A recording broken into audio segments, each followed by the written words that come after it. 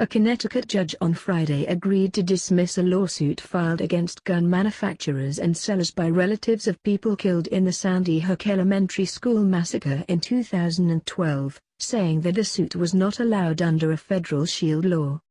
The manufacturers and sellers had argued in court filings that while the shooting was tragic, the lawsuit against them was not allowed under the Protection of Lawful Commerce in Arms Act, the SHIELD law passed by Congress in 2005 after numerous lawsuits against gun manufacturers. Connecticut Superior Court Judge Barbara Envis, in a 54-page memorandum of the decision, wrote that the arguments presented by the families did not satisfy the negligent entrustment exception to the federal SHIELD law.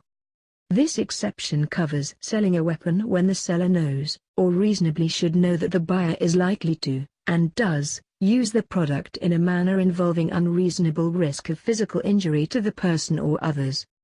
This also determined that the families could not use the Connecticut Unfair Trade Practices Act to press their case, because that act required them to outline a commercial way they were connected to the manufacturers. What the lawsuit against gun manufacturers entailed. Earlier this year, she had declined to dismiss the lawsuit, focusing on jurisdictional issues in that decision rather than the legal sufficiency of the suit against Remington Arms Co., which is based in Madison, North Carolina, and other companies. She had noted at the time that given the specific arguments being made, a motion to strike would have been the procedural way to approach it. On Friday, she granted such a motion. Remington is pleased with the court's decision today to strike the plaintiff's complaint, James B. Vogts, an attorney for the company, said in a statement read over the phone to a reporter. An attorney for the families said that this was not the final stage for the case, saying that they plan to appeal in court. While the families are obviously disappointed with the judge's decision, this is not the end of the fight, Josh Koskoff, the attorney, said in a statement. We will appeal this decision immediately and continue our work to help prevent the next Sandy Hook from happening. The unusual multi-million-dollar gun store verdict in Wisconsin. In her ruling Friday, this describes the AR-15, the gun used in the Sandy Hook massacre, as being designed for military use and engineered to deliver maximum carnage with extreme efficiency. According to a state investigation, Adam Lanza used an AR-15 to kill 26 people, 20 of them children, in the school before killing himself with a handgun. It also found that he first used a long rifle to shoot and kill his mother, Nancy, in their home. Estates of 9 of the people killed at the school and a survivor of the attack filed a lawsuit against Remington and other companies, saying that providing such guns to the public poses an unreasonable and egregious risk. In response, Remington's attorneys had argued that the lawsuit fell squarely within the immunity afforded by the federal SHIELD law. A legal shield written by Congress to benefit the firearms industry is posing unexpected hurdles for parents in Newtown, Connecticut, and victims of other mass shootings, who want to use the courts to hold gun makers accountable and push them to adopt stricter safety standards.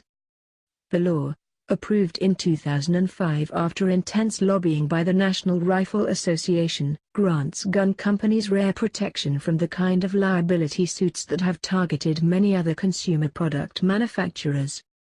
It was introduced amid a wave of lawsuits brought by city governments, which argued that gun companies had created a public nuisance by encouraging the proliferation of weapons.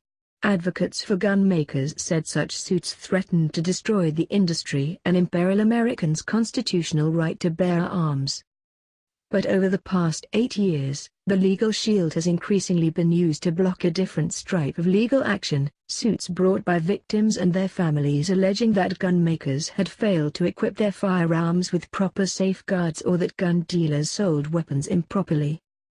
Attorneys for victims of mass shootings, such as the massacres December 14 at Sandy Hook Elementary School in Newtown and last summer's rampage in an Aurora, Colorado, movie theater, say they have been surprised by the legal constraints they would face in challenging the gun industry. View graphic. How the NRA exerts influence over Congress. It makes no logical sense. If their wallets were threatened, they would have a greater interest in making firearms safer, said Veronique Posner, whose 6-year-old son, Noah, was one of the 20 children killed at Sandy Hook. Posner, who has been eyeing a lawsuit, has been discussing the gun industry's protections with a lawyer she and other Newtown parents recently retained. "I am looking at anything that can be done to prevent this from happening to another family," she said in an interview this week, describing the searing memories of her fallen son.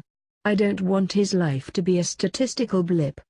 Posner said she wants to press the maker of the semi-automatic rifle used in the crime, alleging it failed to install a high-tech safety device that might have prevented Adam Lanza from firing the gun, which he took from his mother. Mark Byrne, a New York trial lawyer representing family members of Aurora victims, said the gun law severely limited his client's options. He is pursuing a case against the movie theater company, although some of his clients had expressed interest in trying to pursue companies that provided guns or ammunition to the shooter. "We looked at the gun industry, but they were able to insulate themselves with this law," Byrne said. "It is absolutely outrageous that the gun industry is not accountable when virtually every other industry in this country is accountable." Officials from the NRA and the gun industry defend the law as necessary to protect U.S. companies from costly, and what they see as unfair, litigation that seeks to blame manufacturers and sellers for crimes they did not commit. Attorneys for victims in Newtown and other recent shootings, however, say they do not necessarily seek to hold gun makers liable because a gun was used to commit a crime. These lawyers say they are seeking safety improvements, like those that resulted from decades of suits against the auto industry, which argued that car makers could be liable for damages if they fail to adopt feasible safety measures.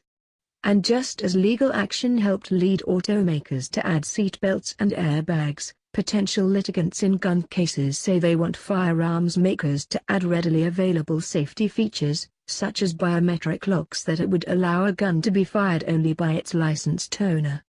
Yet when plaintiffs have brought a variety of lawsuits against gun companies and dealers, they have run up against the industry's unusual liability shield. In 2009, for instance, the Illinois Supreme Court rejected claims by the family of a child killed by his 13-year-old friend, who was playing with his father's loaded Beretta 9mm pistol.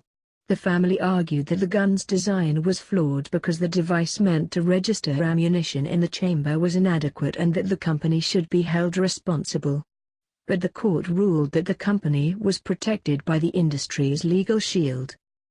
Now, the massacre at Sandy Hook is focusing new attention on the gun liability law, called the Protection of Lawful Commerce in Arms Act. Some Democrats in Congress are pushing legislation, sponsored by Representative Adam Bisif, California, to roll back the law and make it easier for suits against the gun industry to proceed.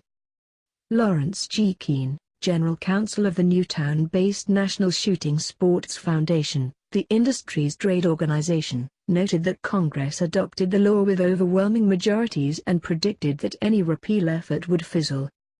"It's not going to happen," said Keene, who lobbied for the shield and displays a picture of President George W. Bush signing the law on the wall of his office, just a few miles from Sandy Hook. Suing law-abiding firearms manufacturers for the criminal misuse by third parties of firearms that were lawfully sold amounts to suing Ford for drunk driving accidents. The law prohibits suits against gun dealers and manufacturers for the harm caused by those who criminally or unlawfully misuse firearm products. It applies not only to federal courts, but also actions at the state and local levels. Although far-reaching, the law allows liability suits to proceed in rare cases where a manufacturer or seller knowingly broke federal laws governing the sale and marketing of guns and in cases involving an alleged defect in the design or manufacture of the weapon, such as a malfunctioning trigger. Advocates for gun companies say the law is working properly if it is thwarting suits that seek to find fault with law-abiding gun sellers or makers. Since its enactment, We have seen state and federal courts across the country dismiss personal injury and wrongful death lawsuits arising out of criminal or unlawful firearm use because it is simply unfair to hold manufacturers and distributors responsible for the wrongful acts of others, said Craig A. Livingston, a California lawyer who has represented gun manufacturers, including Beretta in the Illinois case. While legitimate product liability suits are being allowed to proceed, those in which an injury or death was caused by the intentional discharge of a firearm are not. That is exactly how Congress drew it up. The NRA played a major role in securing passage of the law, besting other influential groups such as the American Bar Association, which had argued that the measure would infringe on the traditional right of Americans to seek redress in the courts. At the time of its passage, NRA Executive Vice President Wayne LaPierre called the measure the most significant piece of pro-gun legislation in 20 years, adding that history will show that this law helped save the American firearms industry from collapse under the burden of these ruinous and politically motivated lawsuits. The vote in Congress came after a years-long effort by the NRA and its allies. The campaign drew on the support of the Bush administration, which weighed in with the White House memo backing the law as crucial to the economic well-being of an important industry, and a letter from a top Pentagon lawyer saying the measure would help safeguard our national security by limiting unnecessary lawsuits against an industry that plays a critical role in meeting the procurement needs of our men and women in uniform. The liability exemption sets firearms apart from nearly every other industry. A handful of products have been granted limited immunity. Vaccine makers, for instance, have certain protections against suits from injured patients. Internet service providers are shielded from many suits over defamation or copyright infringement. Legal scholars say the breadth of the protections granted to the gun industry is rare for consumer product manufacturers. To give a product manufacturing industry a substantial immunity is really distinctive, said Robert L. Rabin, a Stanford University law professor who specializes in product liability cases. The auto industry, the home supply industry, none of the industries that manufacture products that are ubiquitous in the market have that sort of insulation from liability. John Goldberg, a Harvard Law School professor who specializes in product liability, said the gun industry protections, although unusual, did not reflect a dramatic taking away of consumers' rights. The success of safety-related lawsuits involving third-party crimes was never assured, he said. If you didn't have this statute, would the plaintiffs always win? I don't think so, Goldberg said. The constitutionality of the liability shields is being tested in a case pending before the Alaska Supreme Court, alleging that a gun store in Juneau should be held liable for the death of a shooting victim. In this case, family members of the victim say the store erred because the shooter, a drifter, left cash on the counter and then took the gun from the store without undergoing a required background check. Local politics alerts. Breaking news about local government in D.C., MD, Virginia. Sign up.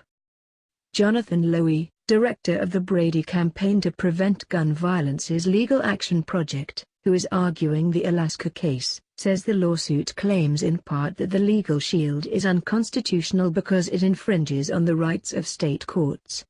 The Obama administration, which has tangled with the NRA and the firearms industry over gun control, has filed a brief supporting the constitutionality of the legal shield's reach at the state level, citing the Interstate Commerce Clause. Lowy said lawyers have to be creative in finding legal strategies to get around the shield. You have to dig in the weeds to see there are still ways to bring causes of action, he said. In the case involving a white supremacist who used a pair of guns to shoot up a Jewish community center and the surrounding neighborhood in Los Angeles in 1999, a court dismissed the case brought by the family of one victim, a postal worker, against Glock, the U.S. licensed maker of the pistol used to kill him. But 4 other victims, who survived, were able to press a lawsuit.